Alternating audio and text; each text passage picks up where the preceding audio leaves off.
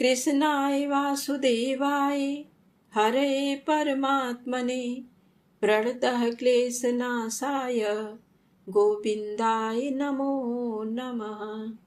जय श्री हरि। आप सभी का हमारे YouTube चैनल पर हार्दिक स्वागत है। प्रिय भक्तजनों, आज आप सुनेंगे श्री जगन्नाथ जी की बड़ी ही अद्भुत कथा। बनते बनते नष्ट हो जाता था श्री मंदिर, आखिर पुरी में कैसे स्थापित हुआ जगन्नाथ धाम। तो आइए इस कथा को शुरू करते हैं। इस कथा को श्रद्धा भाव से पूरा अवश्य सुनिएगा। एक बार प्रेम से बोलें, श्री जगन्नाथ जी महाराज की जय हो। जगन्नाथ जी कौन हैं और किसके अवतार हैं, इसे लेकर विष्णु पुराण, नारद पुराण और हरिवंश पुराण में विस्तार से जिक्र होता है। इनमें भगवान विष्णु के कई नामों में से उनका एक नाम जगन्नाथ बताया गया है और जगत पालक के रूप में ही उनकी पूजा होती है। जगन्नाथ मंदिर में भगवान के जिस स्वरूप के दर्शन होते हैं वह द्वापर युग से जुड़ा हुआ है और इसकी कड़ियां कृष्ण कथा से जुड़ती हैं। एक दिन श्री कृष्ण की दो पत्नियां सत्यभामा और जाम्बवंती श्री कृष्ण की मां रोहिणी से जिद करने लगी कि उन्हें कृष्ण बलराम की गोकुल, ब्रज और वृंदावन वाली कथाएं सुननी है। जाम्बवंती ने कहा कि यहाँ सभी श्री कृष्ण के बचपन की कहानियां खूब कहते सुनते हैं। वहीं सत्यभामा कहने लगी कि मैंने तो राधा की भी कहानियां सुनी हैं। मैंने रुक्मिणी दीदी से पूछा तो वह भी हंसकर टाल देती हैं। कोई हमें कुछ बताता ही नहीं है। ये सब सुनकर वसुदेव की पहली पत्नी और बलराम जी की मां रोहिणी खूब हंसने लगी। पहले तो उन्होंने मना किया, लेकिन जब दोनों ही बहुएं बहुत जिद करने लगी तब उन्होंने कहा कि ठीक है, मैं तुम दोनों को कृष्ण की बाल लीला सुनाऊंगी, लेकिन ध्यान रहे कि ये कथा कृष्ण और बलराम के कानों में न पड़ जाए। अगर ऐसा हुआ तो दोनों ही इस कथा में इतना डूब जाएंगे कि फिर वे ब्रज की ओर ही चले जाएंगे। तब तुम सभी कुछ नहीं कर पाओगी। इस पर सत्यभामा प्रसन्न होते हुए बोली, आप चिंता न करें, मेरे पास एक योजना है। हम सभी एक दिन रैवतक पर्वत पर मां अंबिका के पूजन के लिए चलेंगे। सुहागिन स्त्रियों के इस पूजन के लिए सभी इकट्ठा होंगी और इस तरह हमें एकांत भी मिल जाएगा।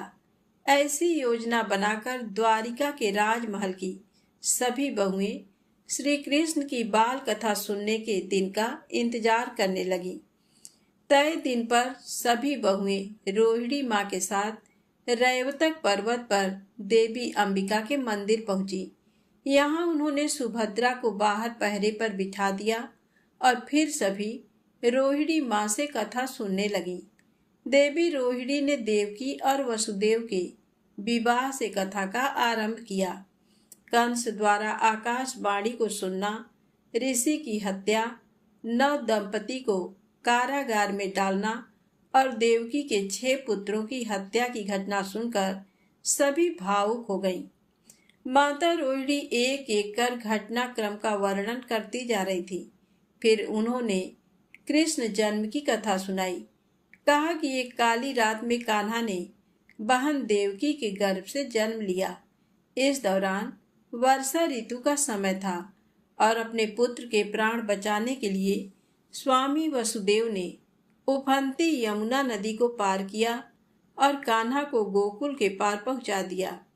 तुम सबके दाऊ बलभद्र को मैं पहले ही गोकुल पहुंचा चुकी थी। कान्हा के गोकुल में पहुंचते ही सारी सृष्टि मुस्कुराने लगी। दिन बीतने लगे और बलभद्र कान्हा की शरारतों, अटखेलियों, नटखट लीलाओं से सारा ब्रज खिलखिलाने लगा। उसने बालपन में ही कंस के भेजे राक्षसों का वध कर दिया। शकटासुर, पूतना, वकासुर, अजासुर सभी का उद्धार किया। माता रोहिणी कथा सुनाते जा रही थी और उनकी बहुएं इस कथा के सागर में डूबती जा रही थी। उधर द्वार पर खड़ी सुभद्रा का भी यही हाल था, क्योंकि ये सिर्फ कृष्ण और बलराम की ही कथा नहीं थी, बल्कि उसके भी बचपन की बात थी। सुभद्रा ये सब सुनते सुनते जड़वत हो गई। रोहिणी कथा सुनाती जा रही थी। कृष्ण जब मुरली बजाना शुरू करते तो गोपियां अपने काम धाम छोड़ देती थी। गायों के थन से खुद दूध झरने लगते, रसोई में दूध उफनकर बह जाता, तो चूल्हे पर रोटियां जल जाती।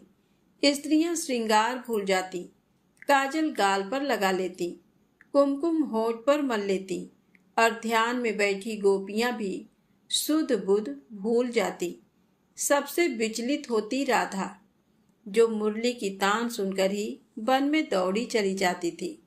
उधर राजमहल में राज परिवार की स्त्रियों के न होने से हलचल मच गई।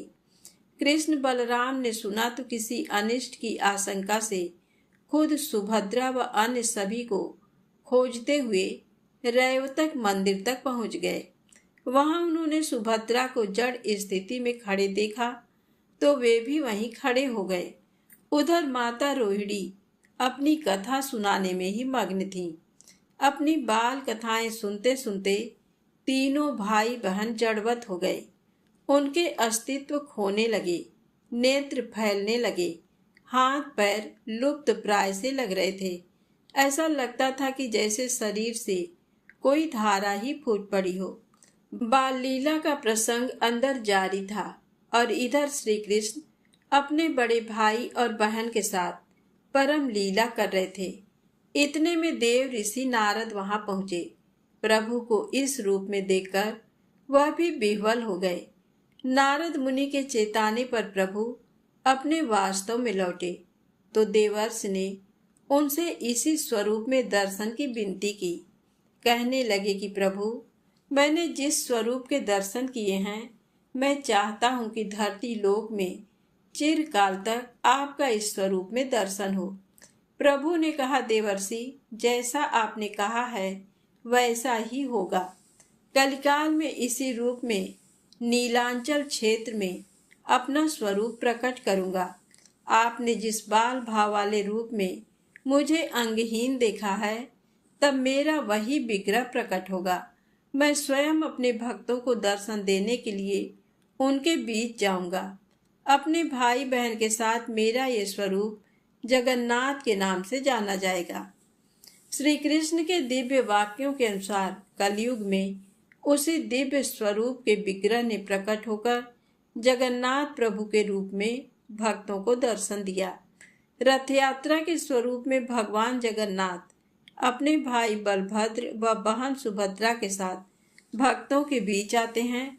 उनके हाथ पैर नहीं हैं, केवल आंखें ही आंखें हैं, ताकि वे अपने भक्तों को जी भरकर देख सकें।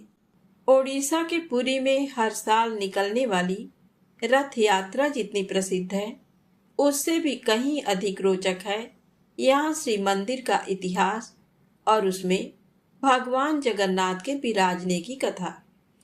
पुरी का यह क्षेत्र पुराणों में सप्तपुरियों में से एक है, जिसे स्कंद पुराण में पुरुषोत्तम क्षेत्र, धरती का बैकुंठ, तीर्थ और श्री कृष्ण के शरीर के नील मेघ श्याम रंग के कारण नीलांचल कहा जाता है। माना जाता है कि जगन्नाथ भगवान स्वयं ही श्री कृष्ण हैं। द्वापर युग में जब उनके जन्म का उद्देश्य पूरा हो गया तो वह अपने गोलोक धाम वापस चले गए, लेकिन पृथ्वी ने उनसे किसी न किसी रूप में यहीं निवास करने की प्रार्थना की। तब भगवान ने समय आने पर उनकी इच्छा पूरी होने का वचन दिया। अपने प्रिय भक्तों की बात सुनने वाले भगवान उत्तर में बद्री विशाल के रूप में विराजमान हैं। दक्षिण में उनके श्रीनिवास तिरुपति और गुरुवयूर नाम से धाम स्थापित हैं। द्वारिका में वह द्वारिकाधीश हैं और मथुरा वृंदावन में उनकी बांके बिहारी वाली छवि दर्शनीय है। इसी क्रम में उनका दिव्य विग्रह पुरी के जगन्नाथ मंदिर में स्थापित है, जो अब उड़ीसा प्रांत में है। भगवान का ये श्री मंदिर यहाँ कैसे बना और विग्रह भी कैसे स्थापित हुआ, इसकी एक बड़ी ही रोचक कथा है। द्वापर युग में जब माता रोहिणी से अपने बालपन की कथा सुनकर श्री कृष्ण, बलभद्र और सुभद्रा जड़वत हो गए थे, तब देवर्षि नारद ने सबसे पहले उनके इस स्वरूप के दर्शन किए थे। उन्होंने भगवान से पूछा कि ये आपका कौन सा रूप है और मुझे भविष्य में किसी अद्भुत घटना के घटने का अनुभव क्यों हो रहा है। मैं आपके इस भाई बहन वाले स्वरूप के फिर से दर्शन करना चाहता हूँ। तब श्री कृष्ण ने कहा था, मेरा ये स्वरूप कलयुग में प्रकट होगा और मैं अपने ही एक खास नाम नील माधव के रूप में जाना जाऊंगा। नील माधव श्री कृष्ण का ही एक नाम है। महाभारत के युद्ध समाप्ति के 55 वर्ष बाद द्वारिका में भी आपसी संघर्ष हुआ और सारा यदुवंश समाप्त हो गया। एक दिन श्री कृष्ण वन में लेटे हुए थे कि इसी दौरान एक बहेलिये ने उनके पांव में तीर मार दिया। श्री कृष्ण के इस धारा से जाते ही युग परिवर्तन हो गया और कलयुग की शुरुआत हुई। इसी कलयुग में तब के मालव क्षेत्र में एक राजा थे, इंद्रद्युम्न। वह श्री कृष्ण के भक्त थे और प्रजा का पालक भी। उनके राज्य में कोई भी कमी नहीं थी। राजा की पत्नी गुंडिचा राजा की ही तरह प्रजा पालक थी और उन्हें संतान जैसा ही स्नेह करती थी। राजा का नियम था कि वह अपने दिन की शुरुआत कृष्ण पूजा से करते थे और फिर राज दरबार के काम पूरे कर जब सोने जाते तो उससे पहले श्री कृष्ण को सुलाकर तब सोते। इसी तरह एक रात राजा ने स्वप्न में देखा कि वह एक सरोवर के किनारे बैठे ध्यान कर रहे हैं। वातावरण बहुत ही सुंदर है। इतने में एक कौवा कांव कांव करते हुए शोर मचाते हुए वहां आया, जिसकी आवाज सुनकर राजा का ध्यान भंग हुआ। राजा ने देखा कि प्यासे कौवे ने जैसे ही सरोवर का जल पिया, उसके प्रभाव से वह एक दिव्य पुरुष में बदल गया। इतने में वैकुंठ का एक पार्षद रथ लेकर आसमान से उतरा और उसे वैकुंठ ले गया। राजा बहुत चकित था। उसने इधर उधर नजर दौड़ाई तो सामने एक गुफा नजर आई, जिसके मुहाने से नीला प्रकाश निकल रहा था। ऐसा सपना देखते हुए राजा की आंख खुल गई और वह उठ बैठा। राजा बहुत परेशान हुआ कि इस सपने का क्या अर्थ हो सकता है। दूसरा, राजा इस बात से भी परेशान था कि इस सपने की हर घटना उसे बहुत स्पष्ट याद थी कि जैसे वह खुद असलियत में उसे देख रहा था। राजा ने कई ज्योतिषी, गुणी और जानकार बुलवाए। राज्य के सर्वश्रेष्ठ चित्रकारों को भी बुलवाया गया, जो कि राजा के सपने की घटना के अनुसार चित्र बना सके और अगर वह स्थान वाकई में है तो उसे पहचाना जा सके। कई दिनों की खोजबीन और शोध के बाद एक ज्योतिषी ने कहा कि पुराणों में ऐसे एक स्थान का वर्णन है जहां दिव्य सरोवर है और पवित्र गुफा भी है। इसे नीलांजन क्षेत्र कहा जाता रहा है, लेकिन समय के साथ वह क्षेत्र विलुप्त है। हो सकता है कि श्री कृष्ण आपको आदेश दे रहे हैं कि उस क्षेत्र को खोजकर सबके सामने लाया जाए, ताकि सभी उसका लाभ ले सकें और लोक कल्याण हो सके। राजा को ज्योतिषी की बात सही लगी।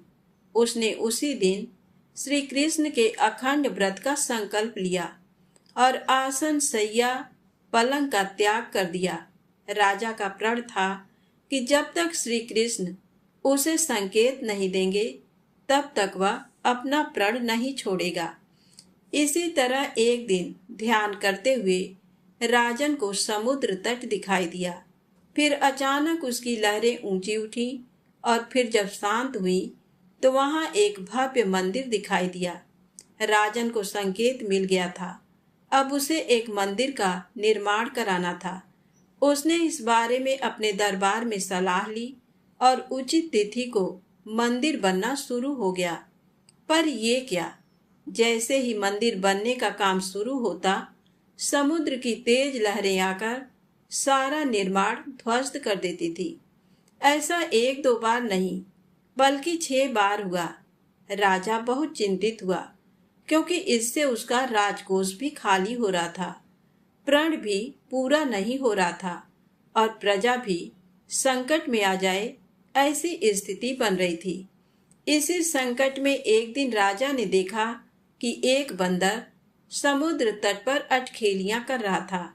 इसी समय ज्वार आया, लेकिन बानर इससे भयभीत नहीं हुआ।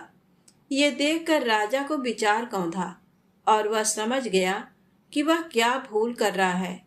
उसने तुरंत ही श्री कृष्ण का स्मरण किया तो उन्होंने राजा को रथ पर बैठे हुए दर्शन दिए, जिसकी ध्वजा पर बानर चिन्ह था। राजा ने अब हनुमान जी की स्तुति की और उनसे मंदिर निर्माण के प्रण को पूरा करने की सहायता मांगी।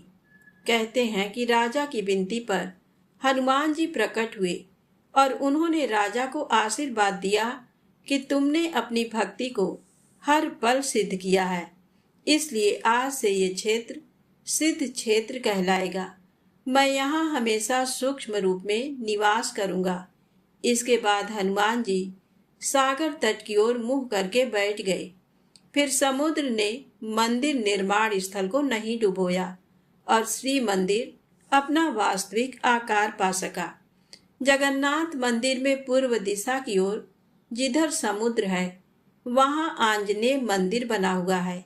इन्हें बेड़ी वाले हनुमान जी और श्री कृष्ण के ही नाम पर बेड़ी माधव भी कहते हैं। जगन्नाथ मंदिर में दर्शन करने जाने वाले श्रद्धालु बेड़ी हनुमान के दर्शन भी जरूर करते हैं।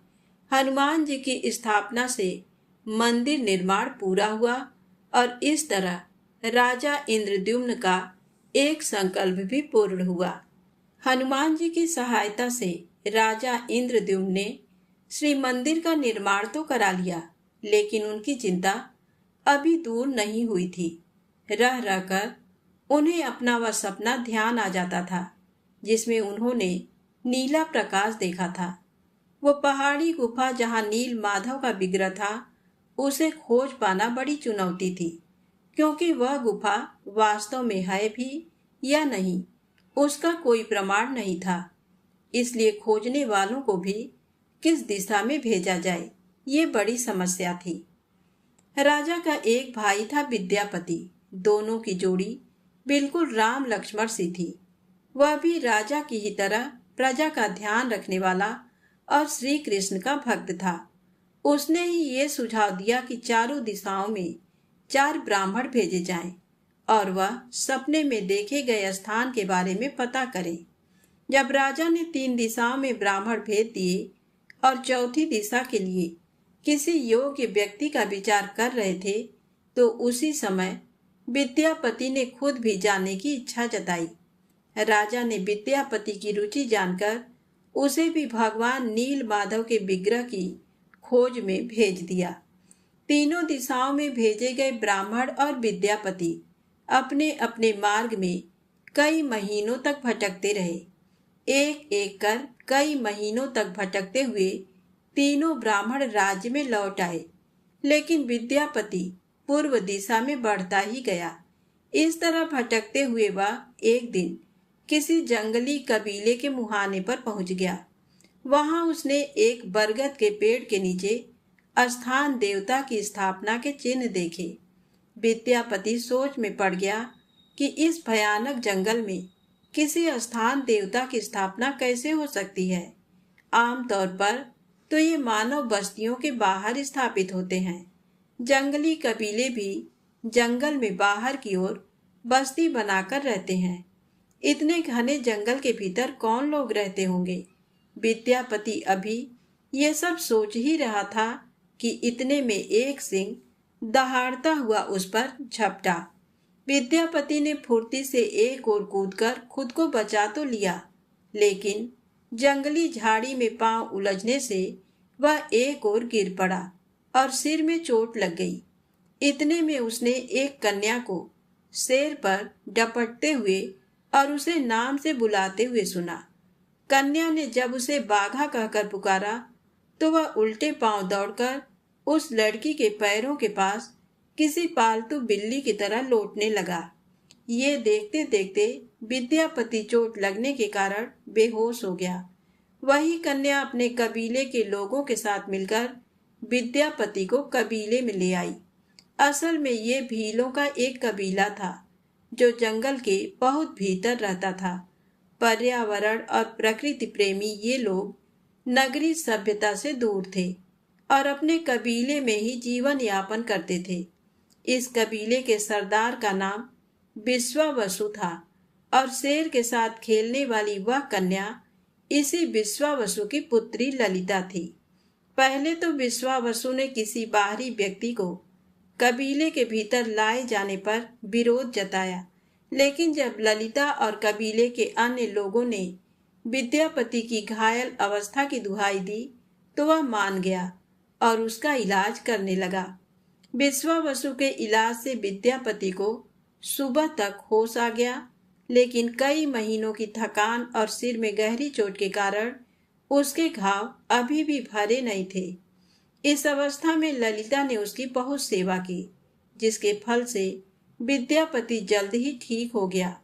अब वह धीरे धीरे विश्वावसु और कबीले वालों के काम में हाथ बटाने लगा, लेकिन जब कोई उसके बारे में कुछ पूछता तो विद्यापति चुप्पी साध लेता।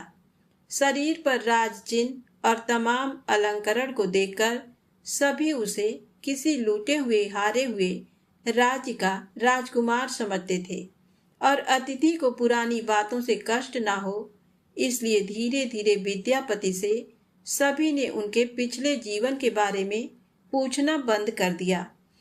उधर ललिता विद्यापति से प्रेम करने लगी थी और मन ही मन विद्यापति भी उसे चाहने लगा था, लेकिन वह इस प्रेम को अपने कार्य में बाधा समझता था, इसलिए इस ओर ज्यादा ध्यान नहीं देता था। एक दिन ललिता विद्यापति के बारे में सोचते हुए जंगल से आए फूलों से माला बना रही थी। इसी दौरान टोकरी में कहीं से एक सांप घुस आया था। ललिता का इस ओर कोई ध्यान नहीं था। तभी वहां किसी काम में पहुंचे विद्यापति की नजर ललिता पर पड़ गई। उसने फुर्ती से उस सांप को पकड़कर फेंक दिया। विश्वावसु ने जब ये देखा तो उसे ललिता और विद्यापति के प्रेम का आभास हुआ। इस तरह उसने कबीले वालों से सलाह लेकर विद्यापति और ललिता की शादी कर दी। इस तरह विवाह के कुछ दिन बीत गए। अब तक विद्यापति को एहसास हो गया था कि ललिता का परिवार उससे प्रेम तो करता है, लेकिन अपनी धार्मिक रीतियों से उसे दूर रखता है। इसके अलावा उसने ये भी देखा कि हर सुबह बड़े अंधेरे ही विश्वावसु कहीं चला जाता है और फिर सूर्य निकलने के बाद ही लौटता है। विद्यापति ने कई बार ये जानने की कोशिश की, लेकिन उसे किसी ने कोई जवाब नहीं दिया। एक दिन मौका पाकर विद्यापति ने ललिता से ही इस बारे में पूछा और अपने प्रेम की सौगंध दी। विद्यापति इसलिए भी ये जानने के लिए उत्सुक था क्योंकि उसने एक दिन विश्वावसु को नील माधव का जाप करते सुन लिया था। उधर धर्म संकट में फंसी ललिता अपने पिता के पास पहुंची और विद्यापति को सुबह की गुप्त पूजा के बारे में बताने को कहा। पहले तो विश्वावसु ने इसके लिए मना कर दिया, लेकिन जब ललिता ने ये कहा कि आपकी मेरे अलावा कोई संतान नहीं है और आपके बाद ये रीति मुझे और मेरे पति को करनी होगी, तो इस तर्क के आगे विश्वावसु हार गया। उसने विद्यापति को सब बताने का निश्चय किया, लेकिन एक शर्त भी रखी। विश्वावसु ने कहा कि तुम हमारे कबीले और परिवार वालों में से नहीं हो, बाहरी हो, इसलिए मैं सिर्फ तुम्हें गुफा ले जाकर नील माधव के दर्शन करा दूंगा, लेकिन तुम्हें वहां तक आंख पर पट्टी बांधकर चलना होगा। विद्यापति ने ये शर्त मान ली। अगली सुबह विश्वावसु और विद्यापति गुफा की ओर चले। विद्यापति की आंखों पर पट्टी बंधी थी, लेकिन उसने चालाकी की। रास्ते में चलते हुए जगह जगह सरसों के बीज बिखेरता चला गया और इस तरह दोनों गुफा में पहुंच गए। गुफा में पहुंचकर विद्यापति ने जब आंखों से पट्टी हटाई तो नीले प्रकाश से उसकी आंखें चौंधिया गई। ये वैसा ही प्रकाश था जैसा कि उसके भाई राजा इंद्रद्युम्न ने सपने में देखा था। उसे देखते ही विद्यापति भाव विह्वल हो गया और उसे विग्रह के नीले प्रकाश के बीच नील माधव, जो कि विष्णु स्वरूप था, भगवान के दर्शन हुए। दर्शन करके विश्वावसु और विद्यापति लौट आए। विद्यापति की खोज पूरी हो चुकी थी। नील माधव का विग्रह मिल चुका था और उस गुफा के बाहर ही एक सरोवर भी था, जैसा कि सपने में दिखाई दिया था। इस घटना को कुछ महीने और बीत गए। वर्षा ऋतु आ गई।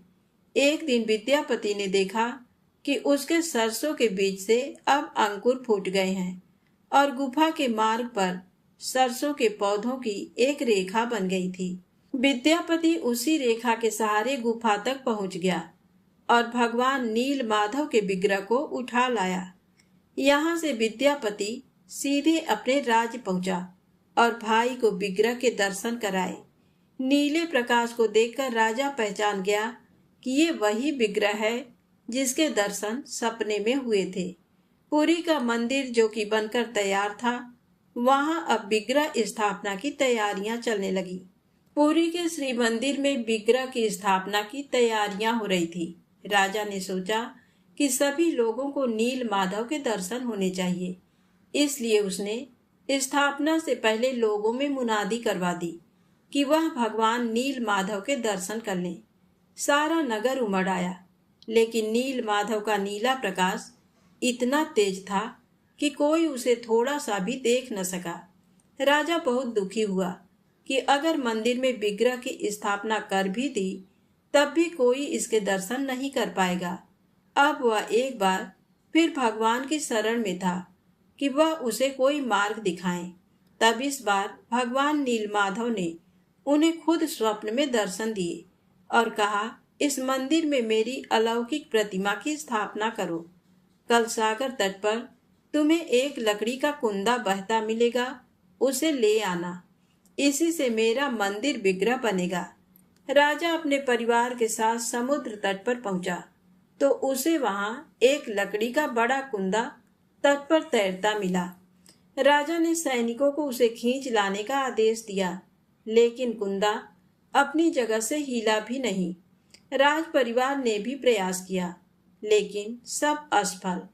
तब राजा ने हनुमान जी को याद किया और उनसे कुंदा ले चलने की प्रार्थना की।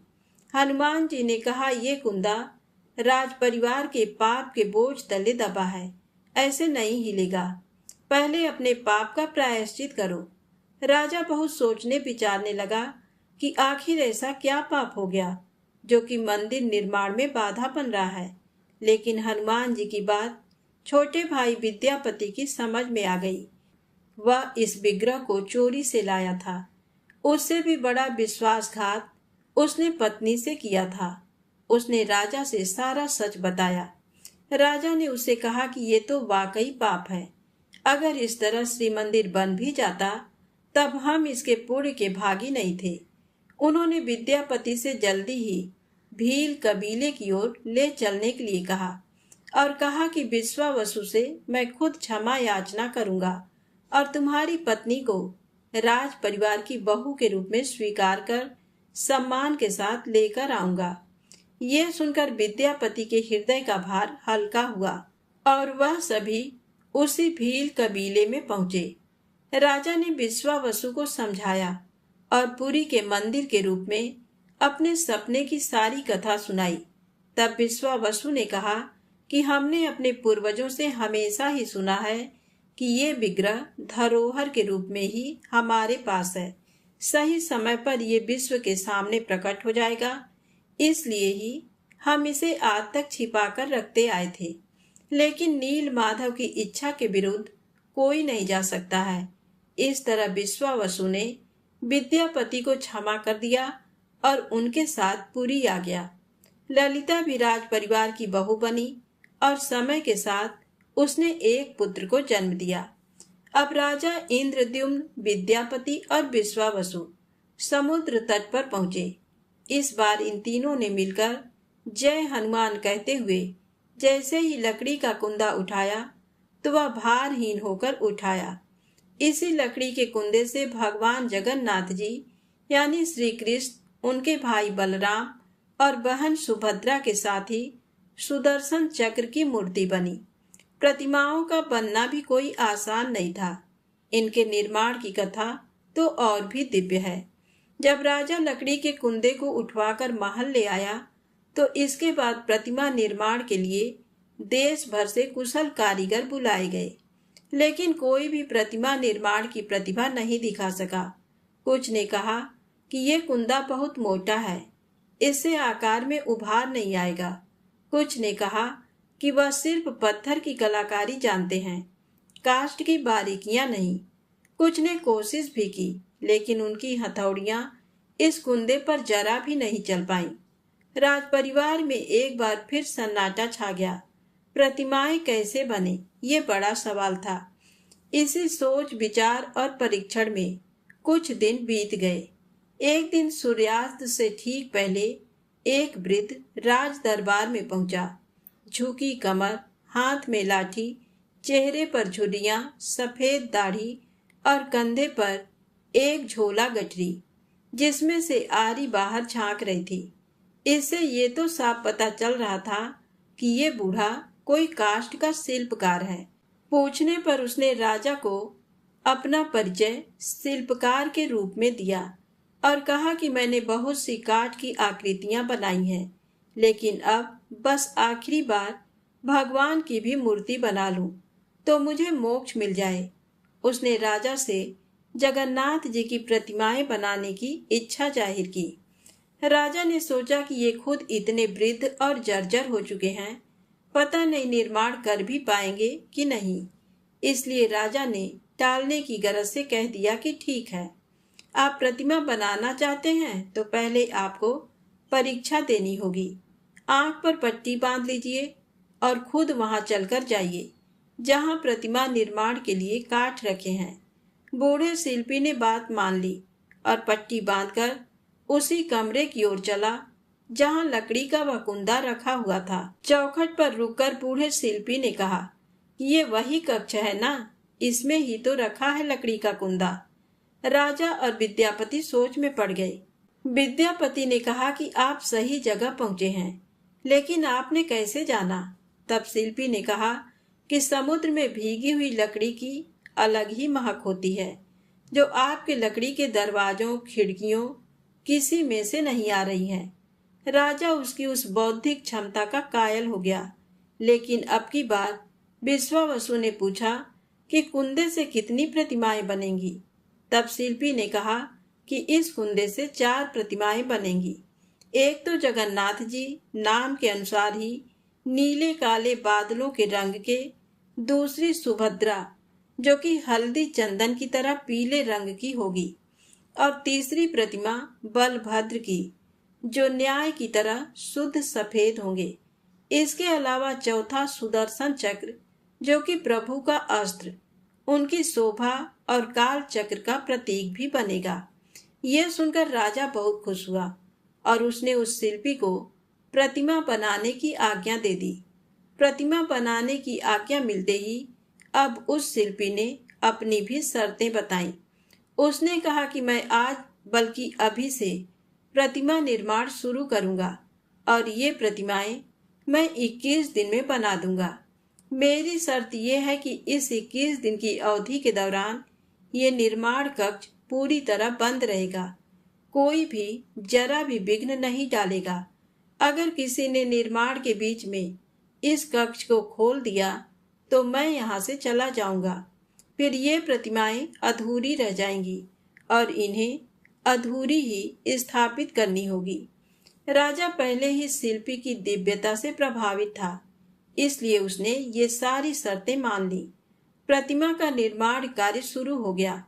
कक्ष बंद था, लेकिन उसमें से दिन रात छेनी चलने, हथौड़ी पीटने की आवाज आती थी। वृद्ध शिल्पी बिना कुछ खाए पिए लगातार काम कर रहा था। इधर रानी गुंडिचा उस वृद्ध के लिए सोच सोच कर परेशान होती थी कि ये इतने बुजुर्ग हैं, 10 दिन से कुछ नहीं खाया, कहीं उन्हें कुछ हो न जाए। उनका मन शंकाओं से घिर जाता था, लेकिन फिर वह खुद को किसी तरह रोक लेती थी। इस तरह 15 दिन बीत गए। एक रात अचानक आवाज आनी बंद हो गई। रानी चिंतित हुई। उन्होंने अगले दिन इंतजार किया, राजा से भी चिंता जताई तो राजा ने कहा कि अभी 16वां दिन ही बीता है। मैं शिल्पी को 21 दिन का वचन दे चुका हूँ, इसलिए तब तक इंतजार करते हैं। रानी उस समय तो मान गई, लेकिन जब अगले दिन भी कक्ष से कोई आवाज नहीं आई तो उनसे रहा नहीं गया और रानी ने किवाड़ खोल दिए। अब जब उन्होंने अंदर देखा तो वहां कोई नहीं था। थी तो सिर्फ जगन्नाथ, सुभद्रा और बलभद्र की अधूरी बनी मूर्तियां। इस अधूरेपन की जो दिव्यता थी, रानी उसे देखकर चकित हो गई। राजा ने भी उन्हें देखा तो वह सम्मोहित हो उठा। फिर उसे शिल्पकार की शर्त याद आई कि अगर 21 दिन के पहले द्वार खुला तो इन्हीं अधूरी मूर्तियों को स्थापित करना होगा। राजा ने इसे प्रभु की इच्छा मानकर उसे श्री मंदिर में स्थापित कर दिया। कहते हैं कि मूर्तियों का निर्माण करने वाले वृद्ध शिल्पकार कोई और नहीं, देव शिल्पी विश्वकर्मा थे। उन्होंने ही भगवान की आज्ञा पर इन प्रतिमाओं का निर्माण किया था और उनकी इच्छा के अनुसार ही उन अधूरी मूर्तियों को बनाया था। यह बिल्कुल वैसा ही स्वरूप था जैसा कि द्वापर में नारद मुनि ने देखा था। इन प्रतिमाओं में विग्रह समाहित किया गया और फिर इन्हें मंदिर में स्थापित कर दिया गया। अब प्रश्न था मंदिर और देव प्रतिमाओं की प्राण प्रतिष्ठा का। प्राण प्रतिष्ठा की रीत के बाद ही मंदिर में पूजन हो सकता था। इस कार्य के लिए योग्य ब्राह्मण कौन होगा, इस पर विचार होने लगा। ये प्रश्न इसलिए भी जरूरी था क्योंकि उसी ब्राह्मण को भविष्य में अनवरत पूजा के लिए रीतियां भी बनानी थी। राजपरिवार मंदिर में अभी ये विचार कर ही रहा था कि तभी वहां देवर्षि नारद प्रकट हुए। वह भगवान के उस मूर्त स्वरूप के दर्शन करने आए थे जिसे उन्होंने पहले ही वास्तविकता में देख रखा था। देवर्षि नारद ने जब मंदिर में स्थापित प्रतिमाओं को देखा तो वह बहुत प्रसन्न हुए। तब उन्होंने राजा से प्राण प्रतिष्ठा को लेकर बात की। राजा ने कहा, हम भी इसी प्रश्न से जूझ रहे थे, लेकिन अब आपको देखा तो इसका भी उत्तर मिल गया। श्री मंदिर की प्राण प्रतिष्ठा के लिए आपसे बेहतर पुरोहित कौन होगा। आप नारायण के सबसे प्रिय भक्त हैं, इसलिए उनके स्वरूप की प्राण प्रतिष्ठा आप ही कीजिए। देवर्षि नारद ने कहा कि जब पिता मौजूद हों तो पुत्र सबसे अच्छा कैसे हो सकता है। इस विग्रह की प्राण प्रतिष्ठा तो ब्रह्मा जी को ही करनी चाहिए। आप मेरे साथ चलिए और उन्हें आमंत्रण दीजिए, वह जरूर आएंगे। राजा इसके लिए सहर्ष तैयार हो गए और तुरंत बोल पड़े कि चलिए देवर्षि, मैं अभी आपके साथ चलता हूँ। जब राजा ने देवर्षि नारद से चलने के लिए कहा तो नारद वहीं ठिठक कर खड़े हो गए और कहा कि राजन, क्या आपने ठीक से विचार कर लिया है कि आप चलना चाहते हैं। राजा ने कहा, इसमें विचार का प्रश्न कैसा, अब तो श्री मंदिर की स्थापना का अंतिम पड़ाव है। प्राण प्रतिष्ठा होनी है, फिर मैं संन्यास धारण कर लूंगा। तब देवर्षि नारद ने कहा कि सन्यासी तो आप खुद हो जाएंगे, लेकिन ब्रह्मलोक चलने से पहले अपने परिवार से आखिरी बार मिल तो लीजिए। आखिरी बार, ये शब्द सुनकर रानी गुंडिचा असहज हो गईं। राजा भी कुछ समझ नहीं पाए। राज परिवार परेशान हो गया। तब देवर्षि नारद ने कहा, आप मनुष्य हैं, ब्रह्मलोक जाने और वहां से लौटने में धरती पर बहुत सारा समय बदल चुका होगा, कई शताब्दियां लग जाएंगी। जब आप लौटेंगे तो न आपका राज परिवार रहेगा और न ही ये राज्य, सगे संबंधी भी जीवित नहीं रहेंगे। पूरी नीलांचल क्षेत्र में किसी और राजा का शासन रहेगा।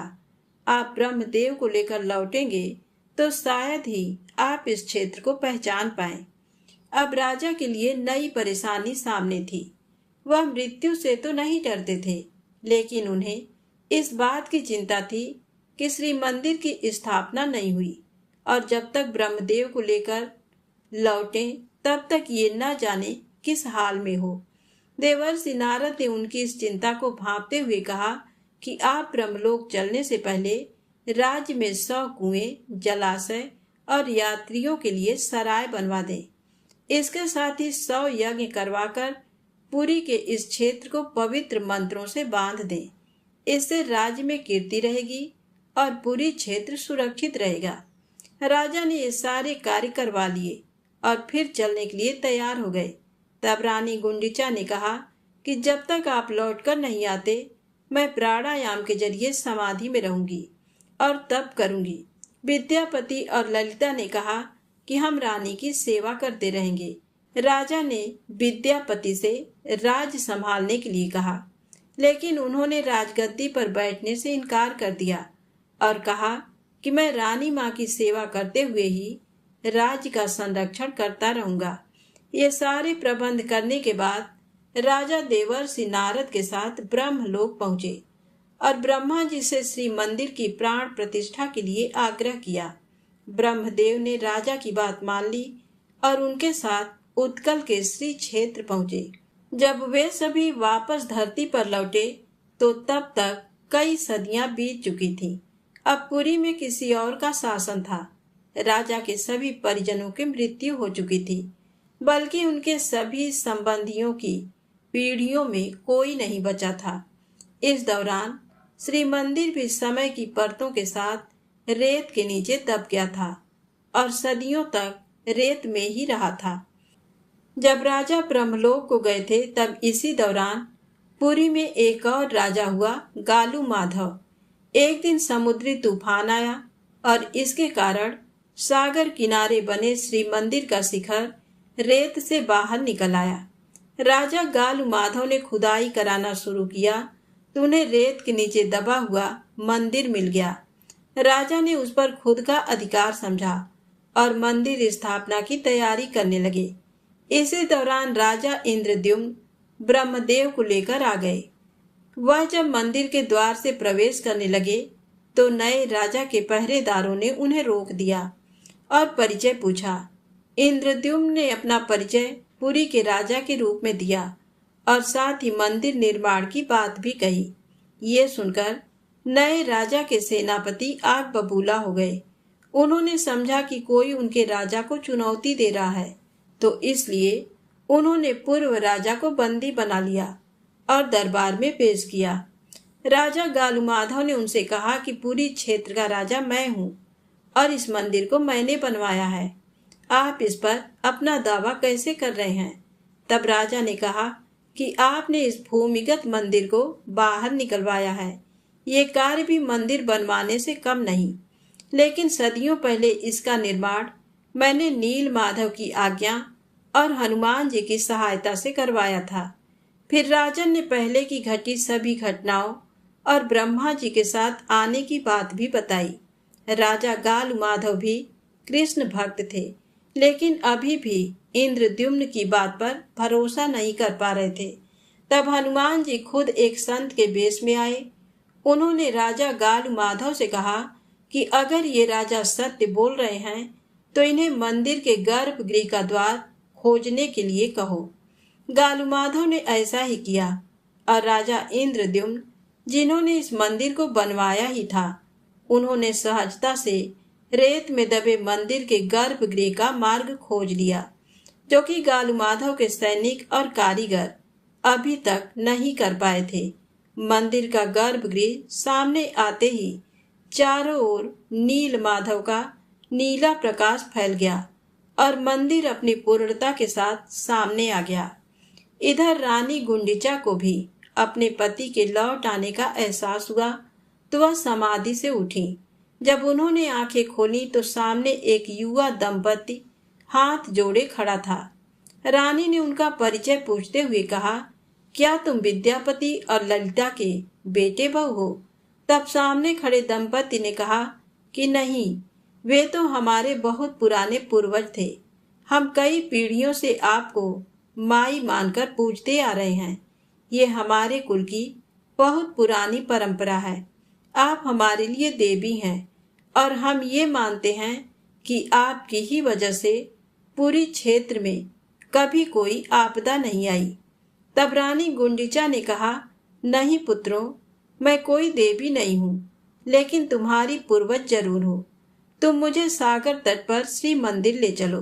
तब उस नौजवान ने रानी गुंडिचा को रेत से दबे मंदिर के मिलने की जानकारी दी और उन्हें वहां ले गए। एक बार फिर राजा इंद्रद्युम्न और रानी का मिलन हुआ।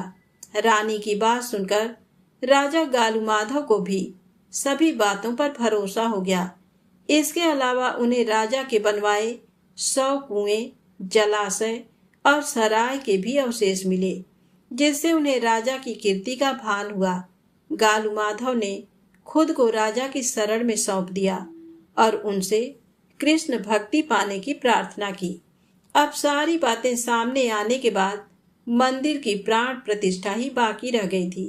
ब्रह्मदेव ने एक यज्ञ कराकर रानी गुंडिचा और राजा इंद्रद्युम्न के हाथों जगन्नाथ भगवान की प्राण प्रतिष्ठा कराई। प्रतिष्ठा होते ही भगवान जगन्नाथ बहन सुभद्रा और भाई बलभद्र के साथ प्रकट हो गए। उन्होंने राजा को आशीष देकर उससे मनचाहे वर मांगने को कहा। राजा ने मांगा कि जिन सैनिकों श्रमिकों ने मंदिर के निर्माण और इसे फिर से रेत से निकाल लेने में श्रम किया, उन सभी पर अपनी कृपा बनाए रखना। जगन्नाथ भगवान ने कहा, और मांगो। तब राजा ने कहा, जब भी जगन्नाथ जी की कथा कही सुनी जाए तो आपके परम भक्त विश्वावसु, मेरे भाई विद्यापति और उसकी पत्नी ललिता का नाम जरूर लिया जाए। भगवान ने कहा, और मांगो। तब राजा ने कहा, इस कार्य के लिए मेरा साथ देते हुए रानी गुंडिचा ने अपने मातृत्व सुख को भी त्याग दिया। उसे भी अपने चरणों में विशेष स्थान दीजिएगा। तब भगवान ने कहा, और मांगो।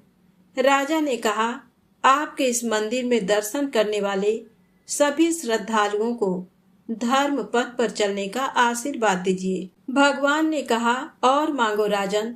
तब राजा ने कहा कि और क्या मांगूं? बलभद्र ने कहा, तुमने जो कुछ मांगा है वह दूसरों के लिए मांगा है, क्या तुम्हें खुद के लिए कुछ नहीं चाहिए? राजा ने कहा, आप तीनों के साक्षात दर्शन के बाद मेरी कोई लालसा नहीं बची। तब भगवान मुस्कुराए और बोले, राजन, तुम्हारी इच्छानुसार सभी सेवकों श्रमिकों पर मेरी कृपा रहेगी। उनकी पीढ़ियां ही मंदिर के अलग अलग कार्यों में सेवा देंगी। विश्वावसु, ललिता और विद्यापति के वंशज ही मुख्य पुजारी होंगे। मंदिर से जुड़े कई विधान इन्हीं के द्वारा संपन्न होंगे। इसके बाद भगवान रानी गुंडिचा की ओर मुड़े और कहा, आपने तो माँ की तरह मेरी प्रतीक्षा की है। आप मेरी माता के जैसी हैं मौसी गुंडिचा।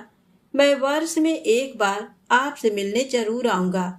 जिस स्थान पर आपने तपस्या की थी वह स्थान अब मेरी मौसी गुंडिचा का मंदिर होगा। इसे देवी पीठ के तौर मान्यता मिलेगी। हम तीनों भाई बहन आपके पास आया करेंगे और संसार इसे रथ यात्रा के तौर पर जानेगा। इसके साथ ही पुरी के हर राजा को रथ यात्रा मार्ग को स्वर्ण झाड़ू से बुहारने का सौभाग्य मिलेगा। रथ यात्रा के मार्ग को मुहारने की प्रथा छेरा पहरा कहलाती है।